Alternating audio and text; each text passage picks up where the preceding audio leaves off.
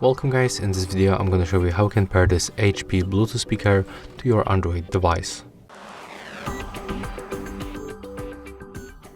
First of all, you have to click and hold this power button until this indicator starts blinking white. As you can see right now it is blinking, so we can simply release the button and we have to open the Bluetooth settings on our device. Click on the switcher to turn on the Bluetooth on your smartphone and simply take a look on available devices list or just tap to pair new device. Click on the HP speaker 360, click to pair, and as you can see right now we are successfully connected. That's it for this video.